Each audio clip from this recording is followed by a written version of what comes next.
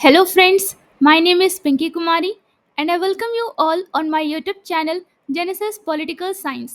आज हम बात करेंगे यूनिट 5 के बारे में, जिसका टाइटल है सोशल मूवमेंट्स, और आज का टॉपिक है पीजेंट्स, और यह इस टॉपिक का पार्ट 1 है.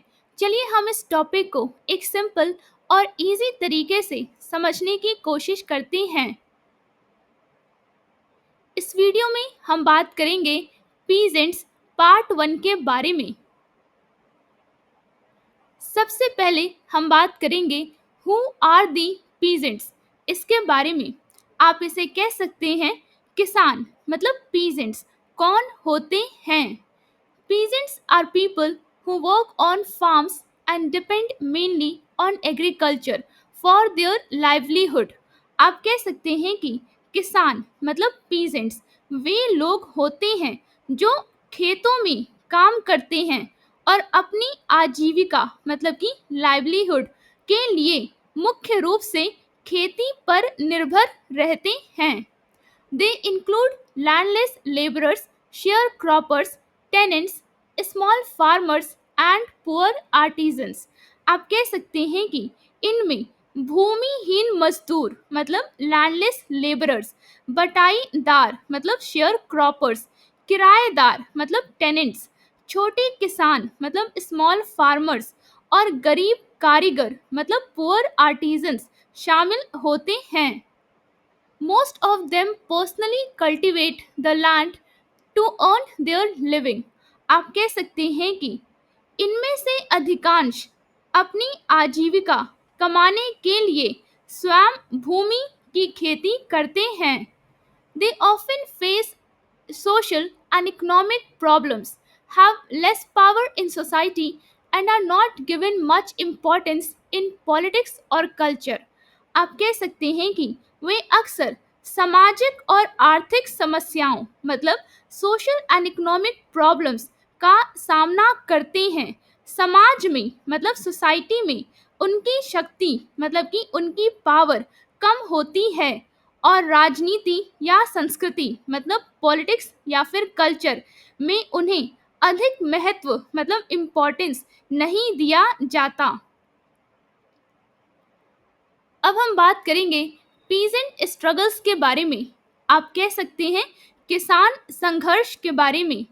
Peasant struggles were movements where farmers and labourers fought for their rights and better living conditions.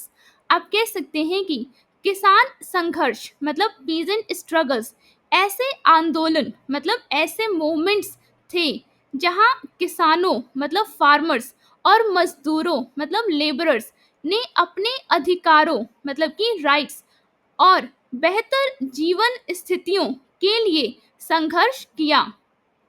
During these struggles, peasants themselves became the main force, raising their voices for their own demands. आप कह सकते हैं कि इन संघर्षों के दौरान मतलब during these struggles किसान मतलब कि पीजेंट्स स्वयं अपनी मांगों मतलब डिमांड्स को उठाने वाली मुख्य शक्ति बन गए. Between 1858 and 1914, these movements were mostly small, limited to certain areas, and focused on local problems. आप कह सकते हैं कि 1858 से 1914 के बीच ये आंदोलन मतलब मूवमेंट्स अधिकतर छोटे थे मतलब मोस्टली स्मॉल थे, कुछ विशेष क्षेत्रों तक सीमित थे मतलब लिमिटेड टू सर्टेन एरियाज, और स्थानीय समस्याओं मतलब लोकल प्रॉब्लम्स पर केंद्रित थे. However, after 1914, the movements became more organized and widespread across the country. आप कह सकते हैं कि हालांकि 1914 के बाद ये आंदोलन मतलब मूवमेंट्स अधिक संगठित मतलब मोर ऑर्गेनाइज्ड हो गए और पूरे देश में फैल गए. अब हम बात करेंगे कॉजेस ऑफ पीजेंट मूवमेंट्स के बारे में. आप कह सकते हैं किसान आंदोलनों मतलब पीजेंट मूवमेंट्स के कारण मतलब causes. There were many reasons why peasants started their movements. आप कह सकते हैं कि किसानों मतलब पीजेंट्स ने अपने आंदोलन मतलब कि मूवमेंट्स क्यों शुरू किए, इसके कई कारण थे। फर्स्ट पॉइंट, हार्श ट्रीटमेंट, आप कह सकते हैं कठोर व्यवहार। पीजेंट्स हैड टू पे very high rents and taxes, आप कह सकते हैं कि किसानों मतलब पीजेंट्स को बहुत अधिक किराया मतलब हाई रेंट्स और कर मतलब टैक्सेस चुकाना पड़ता था। They were often forced to work without pay and could be thrown out of their land anytime by landlords, which means zamindars. आप कह सकते हैं कि उन्हें अक्सर बिना मजदूरी के काम करने के लिए मजबूर किया जाता था और जमींदार किसी भी समय उन्हें उनकी भूमि से निकाल सकते थे। The British government also charged heavy land revenue, आप कह सकते हैं कि ब्रिटिश सरकार मतलब ब्रिटिश गवर्नमेंट भी भारी भू राजस्व मतलब लैंड रेवेन्यू वसूल करती थी। अब हम बात करेंगे सेकंड पॉइंट के बारे में, लॉस ऑफ लाइवलीहुड के बारे में। आप कह सकते हैं आजीविका का नुकसान। British policies destroyed Indian handicrafts and small industries, आप कह सकते हैं कि ब्रिटिश नीतियों मतलब ब्रिटिश पॉलिसीज ने भारतीय हस्तशिल्प मतलब कि आप कह सकते हैं इंडियन हैंडीक्राफ्ट्स और छोटी उद्योगों मतलब स्मॉल इंडस्ट्रीज को नष्ट मतलब डिस्ट्रॉय कर दिया। Many workers lost their jobs and had to depend only on farming, which made the land overused and farmers poor and full of debt. आप कह सकते हैं कि कई कामगारों मतलब many workers ने अपनी नौकरियां मतलब जॉब्स खो दी और उन्हें केवल खेती पर निर्भर रहना पड़ा, जिससे भूमि का अत्यधिक उपयोग हुआ और किसान गरीब तथा कर्ज में डूब गए। अब हम बात करेंगे थर्ड पॉइंट के बारे में, अनफेयर पॉलिसीज के बारे में। आप कह सकते हैं अनुचित नीतियां।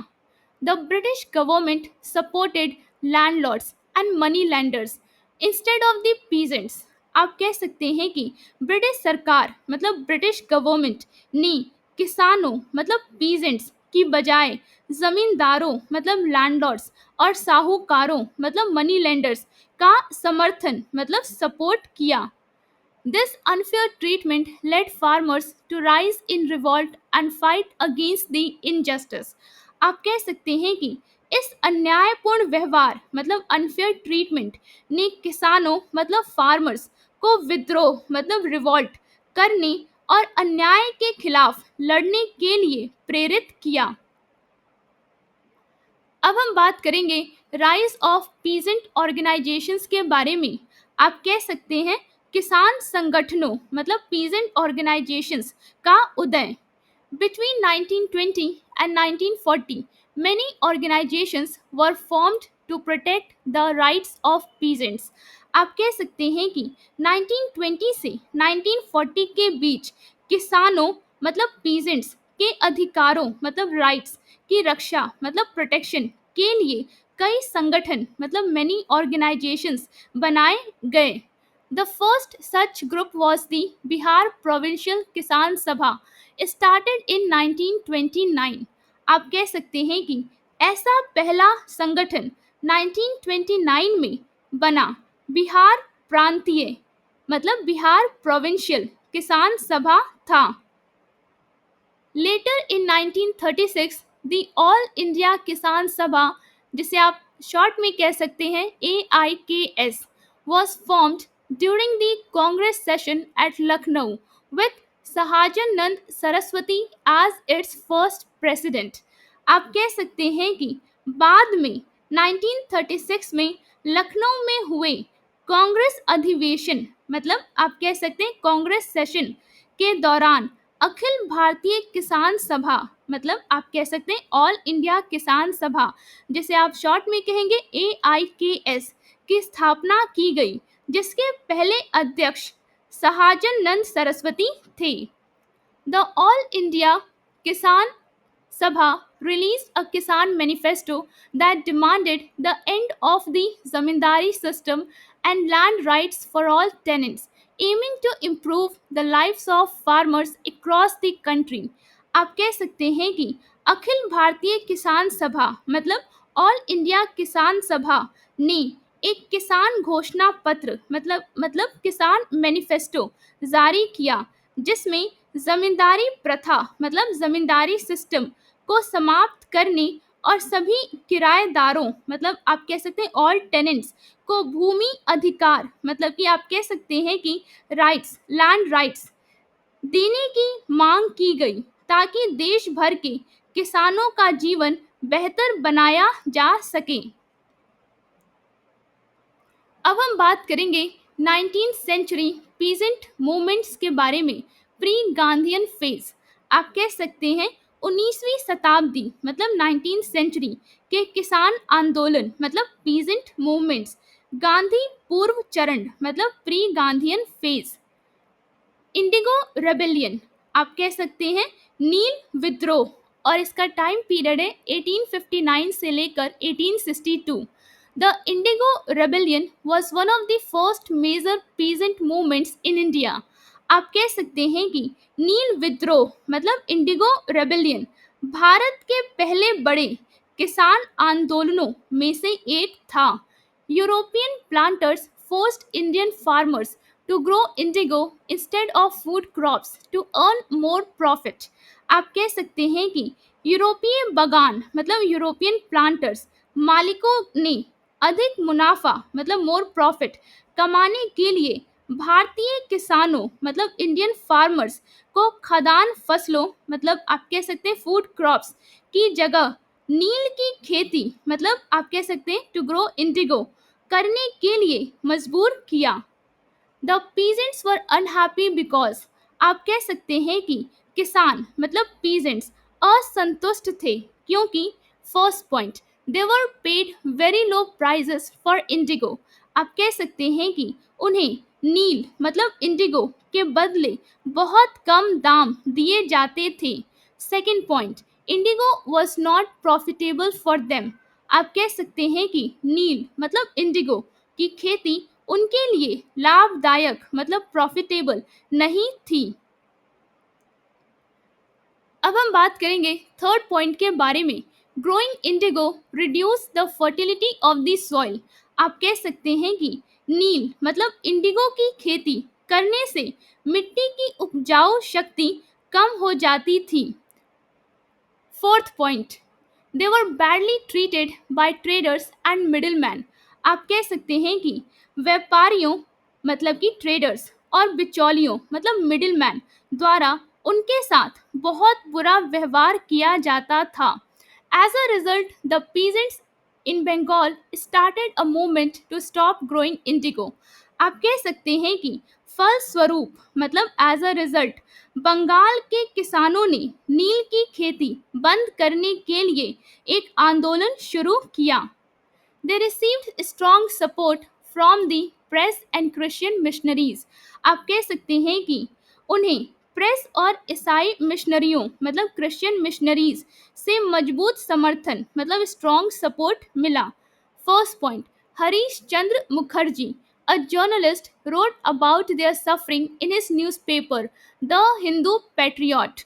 आप कह सकते हैं कि हरीश चंद्र मुखर्जी नामक पत्रकार मतलब जर्नलिस्ट ने अपने समाचार पत्र मतलब कि अपने न्यूज़पेपर द हिंदू पैट्रियट में किसानों की पीड़ा के बारे में लिखा। Second point, Deen Bandhu Mitra, a writer, showed the cruelty of indigo planters in his famous play Neel Darpan, which was published in 1860। आप कह सकते हैं कि दीन बंधु मित्र नामक लेखक मतलब राइटर ने अपनी प्रसिद्ध नाटक मतलब फेमस प्ले नील दर्पण 1860 में प्रकाशित मतलब पब्लिश्ड इन 1860 में नील की खेती करने वाले अंग्रेज बागान मालिकों की क्रूरता को दिखाया। The play was so powerful that the British government band it. आप कह सकते हैं कि यह नाटक मतलब यह प्ले इतना प्रभावशाली मतलब इतना पावरफुल था कि ब्रिटिश सरकार मतलब ब्रिटिश गवर्नमेंट ने इसे प्रतिबंधित मतलब बैंड कर दिया। To control the situation, the British set up an Indigo Commission, which declared in 1860 that forcing farmers to grow indigo was illegal. आप कह सकते हैं कि स्थिति को नियंत्रित करने के लिए मतलब to control the situation British सरकार ने एक नील आयोग मतलब इंडिगो कमीशन का गठन किया जिसने 1860 में यह घोषणा की कि किसानों को जबरदस्ती नील की खेती करने के लिए मजबूर करना अवैध है मतलब इलीगल है. This decision marked a great victory for the peasants. आप कह सकते हैं कि यह निर्णय मतलब डिसीजन किसानों मतलब पीजेंट्स की एक बड़ी जीत साबित हुआ.